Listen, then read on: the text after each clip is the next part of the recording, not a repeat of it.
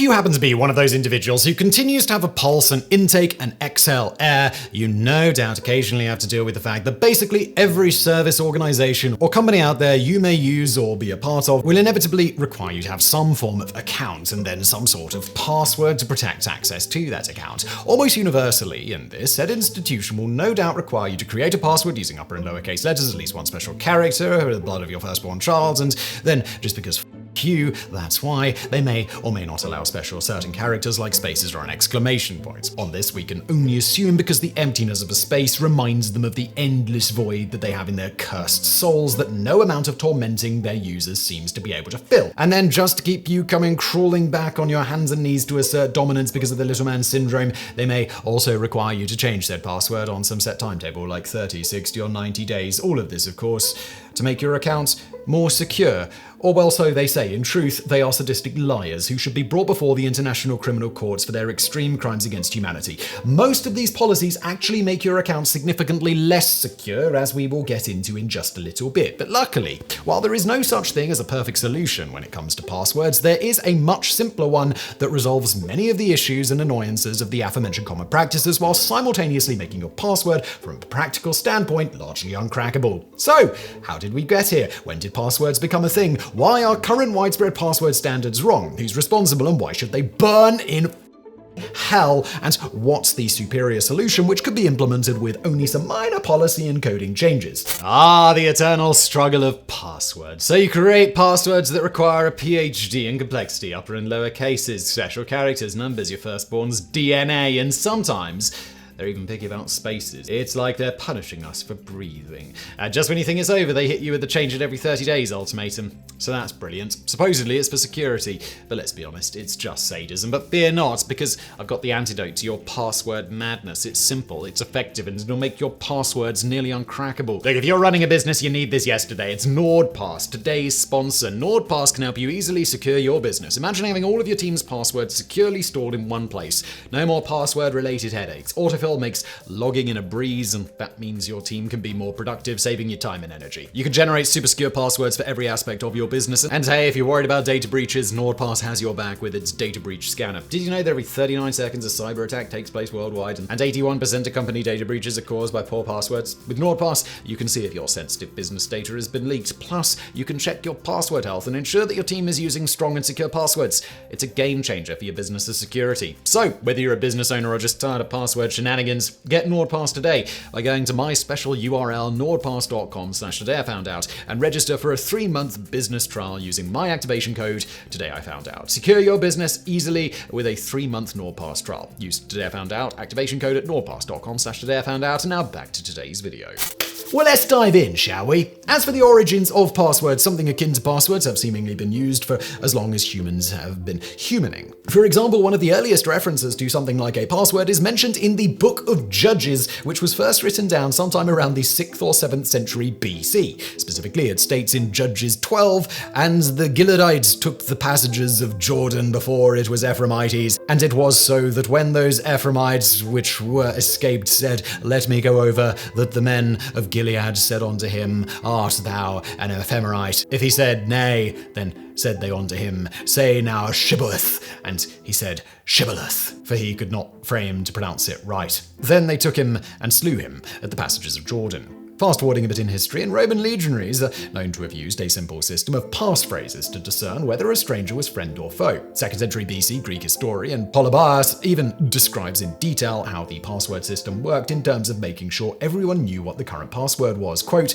"From the 10th maniple of each class of infantry and cavalry, the maniple which is encamped at the lower end of the street, a man is chosen who is relieved from guard duty, and he attends every day at sunset at the tent of the tribune, and receiving from him the watchword, that is, a wooden tablet with the word inscribed on it, takes his leave, and on returning to his quarters passes on the watchword and tablet before witnesses to the commander of the next maniple, who in turn passes it to the one next him. All do the same until it reaches the first maniples, those encamped near the tents of the tribunes. These latter are obliged to deliver the tablet to the tribunes before dark, so that if all those issued are returned, the tribune knows that the watchword has been given to all the maniples and has passed through all on its way back to him. If any one of them is missing, he makes inquiry at once, as he knows by the marks from what quarter the tablet has not returned, and whoever is responsible for the stoppage meets with the punishment he merits.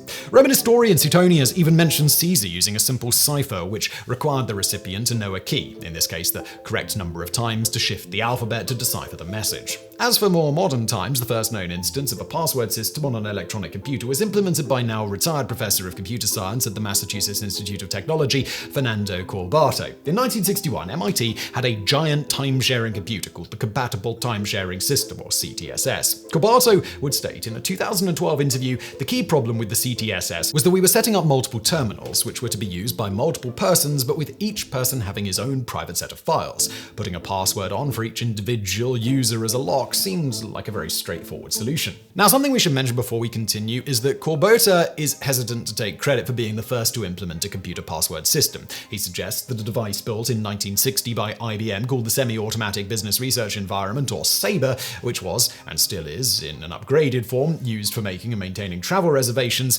probably used passwords. However, when IBM was contacted about this, they were unsure if the system originally had any such security. And as nobody seems to have any surviving record of whether it did, Corbato is seemingly universally given credit for being the first to put such a system on an electronic computer. Of course, an issue with these early proto-passwords is that all of them were stored in plaintext, despite the gaping security hole that this introduces. On that note, in 1962, a PhD student called Alan Scherr managed to get the CTSS to print off all of the computer passwords. Scherr notes, there was a way to request files to be printed offline by submitting a punched card with the account number of file name. Late one Friday night, I submitted a request to print the password files, and very early Saturday morning went to the file cabinet where the printouts were placed. I could then continue my larceny of machine time. This larceny was simply getting more than the 4 hours of allotted daily computer time that had been granted. Scherr then shared the password list to obfuscate his involvement in the data breach. System admins at the time simply thought there must have been a bug in the password system somewhere, and Scherr was never caught. We only know that he was responsible because he sheepishly admitted almost half a century later that it was he who did it. This little data breach made him the first person known to steal computer passwords, something the computer pioneer seems quite proud of today. Hilariously, according to Scherr, while some people used the passwords to get more time on the machine to run simulations and the like, others decided to use them to log into the accounts of people they didn't like just to leave insulting messages, which just goes to show that while computers may have changed a lot in the last half century, people certainly haven't. In any event, around 5 years later, in 1966, CTSS once again experienced a massive data breach when a random administrator accidentally mixed up the files that displayed a welcome message to each user and the master password file. This mistake saw every password stored on the machine being displayed to any user who attempted to log into CTSS. In a paper commemorating the 50th anniversary of CTSS, engineer Tom Van Vleck fondly recalled the password incident and jokingly noted of it, naturally this happened at 5 p.m. on a Friday and I had to spend several unplanned hours changing people's passwords. As a way to get around the whole plain text password problem, Robert Morris created a one-way encryption system for Unix, which at least made it so in theory, even if someone could access the password database, they wouldn't be able to tell what any of the passwords were. Of course, with advancements in computing power and clever algorithms, even more clever encryption schemes had to be developed. And the battle between white and black hat security experts has pretty much been waging back and forth ever since. This has all led to Bill Gates famously stating in 2004, passwords just don't meet the challenge for anything you really want to secure. Of course, the biggest security hole is generally not the algorithms and software used, but the users themselves. As famed creator of XKCD Randall Munroe once so poignantly put it, through 20 years of effort, we've successfully trained people to use passwords that are hard for humans to remember but easy for computers to guess. On this note of training people to make bad passwords, the blame for this can be traced back to a widely disseminated recommendation by the National Institute of Standards and Technology, published in the page turner that was the 8-page NIST Special Publication 800-63, Appendix A, written by Bill Burr in 2003. Among other things, Bill Burr, not that Bill Burr, recommended the use of words with random characters substituted in, including requiring capital letters and numbers, and that the system admins have people change their passwords regularly for maximal security. Of those seemingly universally adopted recommendations, the now retired Burr stated in an interview with the Wall Street Journal, "Much of what I did, I now regret." Us too, Mr. Burr, us too. Now, to be fair to Burr, studies concerning the human psychology aspect of passwords were largely non-existent at the time that he wrote these recommendations, and in theory, certainly his suggestions should have made for some secure passwords from a computational perspective.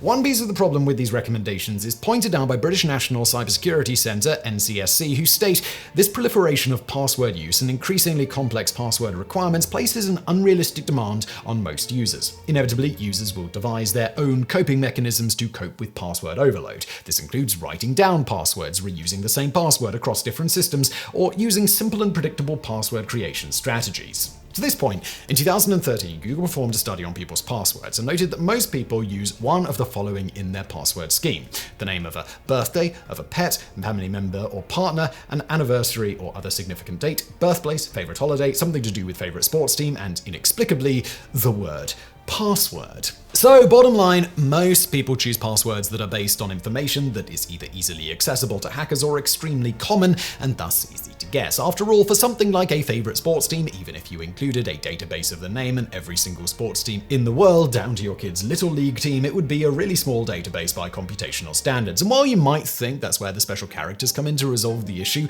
we're just gonna stop you right there. Software made to crack passwords not only utilizes all this knowledge Google so aptly mentioned, but even the special character practices that people use. For example, while a password like the word password everyone knows is obscenely dumb, or at least you'd think so, a savvy user might think that they're being clever by modifying it to read P@55W0RD exclamation point. And indeed, by most password strength requirement standards, this one looks insanely strong. After all, it's got a capital letter, not just one, not just two, but 3 numbers and 2 special characters. It must be unbreakable. Except any password cracking software worth its salt accounts for the fact that pretty much everyone is going to fulfill the capitalization requirement by capitalizing the first letter, fulfill the number requirement by substituting a letter for a number that looks similar to it, i.e. the letter E gets made into a 3, the letter S into a 5, or a $sign, etc. And you bet your buttered balls the last character in the password, if it requires a special character, is going to be an exclamation point or the common substitution of a 1. Or if the user is cursed with an account that requires frequent changes, a 2 or a 3 or a 4, etc. Thus, while that password sure looks a lot more complicated than the original simple letters of password, it's only so to a human and likely not going to take any extra time for any real-world password cracking software to have its illicit way with your supposedly strong password. In all of this and many other such tricks, the people writing this software to crack passwords are generally literally experts at this sort of thing, funnily enough, and use every trick in the book to cut down the processing time. And speaking of processing time, when Mr. Burr made his recommendations in 2003, it was true that a brute force attack, including all characters, could be overly time-consuming if it was only quite literally just randomly guessing every possibility. However, combining more intelligent algorithms and processing power of more modern times, well, let's just say widespread botnets and other forms of cloud computing, or even just a decent graphics card on a single computer, could do a pretty remarkable number of intelligent guesses in short order. For example, Stricture Consulting Group, all the way back in 2012, created a mere 25 AMD Radeon HD 6990 GPU cluster that could process 350 billion password guesses per second. And for reference here, they also had previously used a machine with only about 1/6 of that number of GPUs to crack the passwords of 90% of LinkedIn's then 6.5 million users. Thus, as Castor so sagely stated in the massively underrated film, with arguably one of the best soundtracks of all time, Tron Legacy, the game has changed, son of Flynn.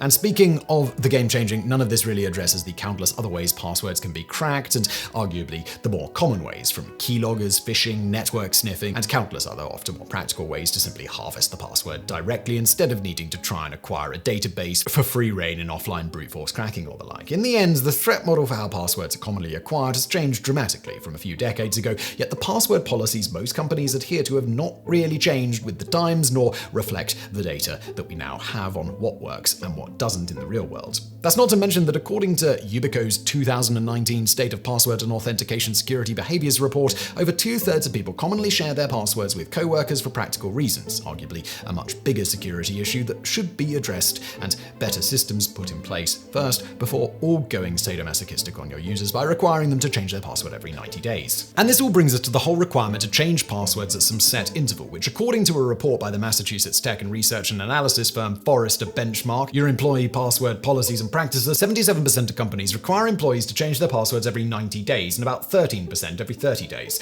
Luckily, at least on this one, not that many companies have seemed to notice the aforementioned NCSC now recommends, among other sensible tweaks to password guidelines, that system administrators stop making people change passwords unless there is a known or possible password breach, as, quote, this imposes burdens on the user who is likely to choose new passwords that are only minor variations of the old and carries no real benefits. Further noting that studies have shown that regular password changing harms rather than improves security. Or as physicists and noted computer scientist Dr. Alan Woodward of the University of Surrey notes, the more often you ask someone to change their password, the weaker the passwords they typically choose. And let's not stop there, but also as chief technologist for the FTC, Laurie Craner concurs, saying, unless there's a reason to believe a password has been compromised or shared, requiring regular password changes may actually do more harm than good in some cases. And even if a password has been compromised, changing the password may be ineffective, especially if other steps aren't taken to correct security problems.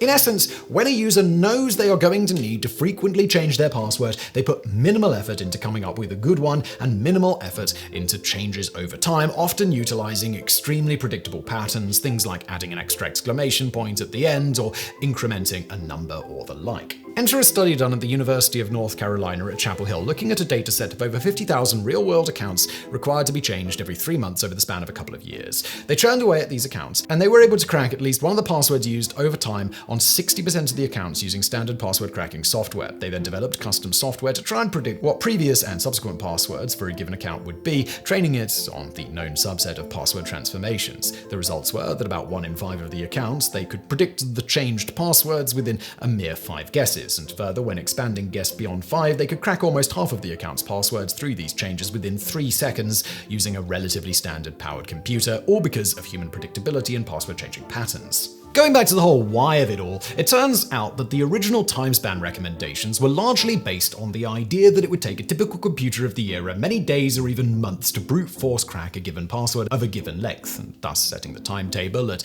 a given span like 30 to 90 days would be sufficiently short that the password would likely change before it could be cracked, which obviously for reasons we've just explained ad nauseum is something that makes zero sense in more modern times and with sophisticated password cracking software.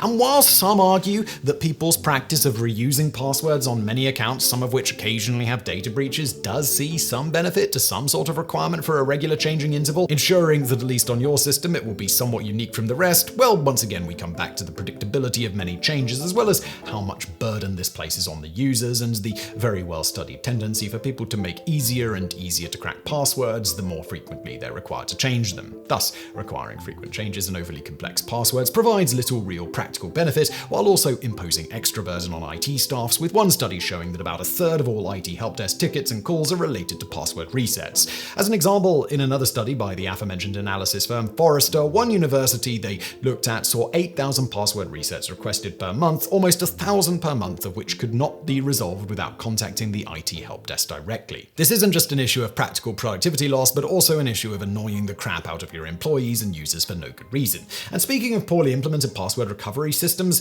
don't even get us started on security questions. What is your mother's maiden name? What is your favorite color? What is your favorite sports team? They add virtually zero extra security benefit in the way usually implemented, with questions like this being relatively easy to look up or have such an extremely finite list of possible answers as to be worthless. Or at least we think that most people answering the what is your favorite color question with Celadon rather than something like green. But even if you did put Celadon, let's just say the database possible color names isn't exactly long from a computational standpoint. This is no different than the list of possible maiden names, sports teams, etc. It isn't difficult for a computer to churn through them, even if an entity didn't want to look up your mother for reasons, or guess that because you're from Washington, your favorite sports team is probably the Seahawks, Mariners, Kraken, or Sounders. But we digress. In all of this, a theme is that there is a theoretical side of good password requirement design, and then there is the real-world practical side, with these two things often being at odds, demonstrating that what works in theory can often have the opposite effect in practice because humans are going to human, and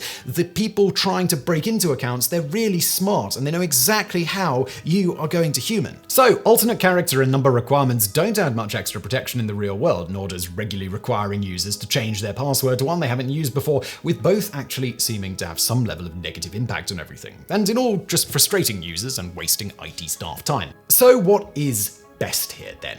Well, the password like "my password is easy to remember" is generally going to be quite literally orders of magnitude better than something like this, which we're showing on the screen now, and massively easier to remember. The one caveat here being that because humans are going to human, any guideline on creating such a lengthy but simple password is going to want to strongly recommend users not using things like well-known song lyrics or quotes or the same phrase that they use on other accounts. Naturally, people are going to do all of this anyway, but that's really not that different from how many people are currently using things like 123456 or password as their password. And sure, requiring a 25+ character completely random password utilizing every character on the keyboard would probably be a lot more secure than a 25+ character phrase in some human language, but that's still not going to be practical outside of someone using a password management service for all of their logins. Again, there is no such thing as a perfect system. The goal, as in all facets of life, is not to strive for perfection, that's impossible, but rather to strive for the least imperfect. And on this note of length, one report done by Discourse Research analyzing the most common passwords out there, and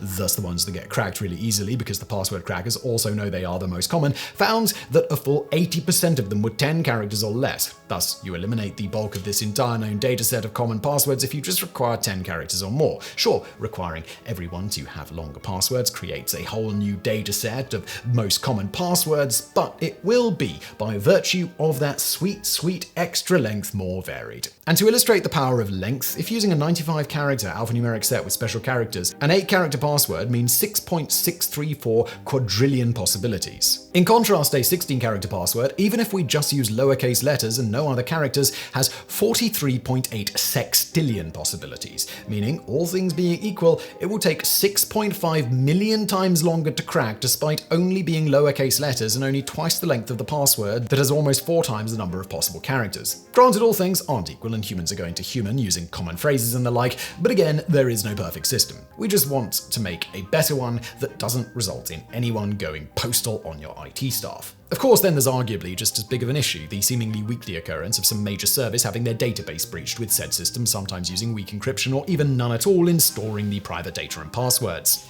Unless you think this issue is only for small companies of yesteryear who have no real expert IT staff, well, enter Equifax, who in 2017 saw their database breached in the most face-palmy way imaginable, exposing about 145 million people in the United States' data, including full names, social security numbers, birth dates, and addresses. Across the pond, Equifax also noted about 15 million UK citizens had their records stolen in the breach as well. In shades of the first ever password hack mentioned previously, which required Sure to just request that the password file be printed, it turns out to get access to the vast amount of personal data Equifax stores on people, an anonymous computer security expert told Motherboard all he had to do was put in a search term and get millions of results just instantly in clear text through a web app.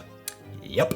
Again, there is no such thing as a perfect or unbreakable system. It does not exist and it never will, but we can do better on all fronts. We have the technology, and when it comes to password requirements, we don't need to continue to annoy people and waste valuable IT time. So let's fix this, shall we? And on the user end, to get around having to endure the ridiculous requirements of our sadistic overlords while doing what you can to protect your accounts, we'd recommend a good password management app combined with multi-factor authentication using relatively cheap USB keys. We have that technology too. And while, again, no system is perfect or unbreakable, it's one of the closest things we currently have to the least imperfect, and certainly a lot better than most systems' password strength checkers, which think substituting a $ for an S makes your password stronger in the real world. It does not.